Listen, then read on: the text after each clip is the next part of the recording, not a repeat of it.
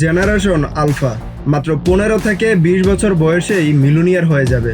আর মাত্র কয়েক বছর পর তুমি নিজেই বলবে, ইস, ওই সময়টা যদি কাজে লাগাতাম। সব কিছু ছিল, সময় ছিল, টেকনোলজি ছিল, এআই এর মতো পাওয়ারফুল টুলস ছিল, বাট তুমি সেই অ্যানালগ মাইন্ডসেট নিয়েই আছো।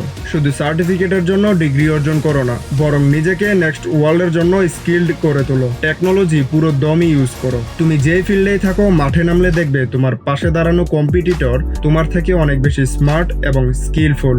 তাই এআই দিয়ে খেলতে শিখো, এআই ইউজ করে ক্রিয়েটিভ কাজ করো। কর্মস্থানে যদি ক্রিয়েটিভিটি না দেখাতে পারো, তুমি এমনিতেই ঝরে পড়ে যাবে। জেনারেশন আলফা তোমার চেয়ে অনেক বেশি স্মার্ট, অনেক বেশি স্পিডি আর অনেক বেশি ক্রিয়েটিভ। ওরা টেকনোলজি ছাড়া কিছুই চিন্তা করে না, তাই ওদের সাথে টিকে থাকতে হলে তোমার যোগ্যতা আর ইউনিকনেস দিয়েই টিকে থাকতে হবে। মাথায় রাখবা, ক্রিয়েটিভিটি ইজ ইউর আইডেন্টিটি। দেখা হবে 100 ডেজ অফ চ্যালেঞ্জের নেক্সট এপিসোডে।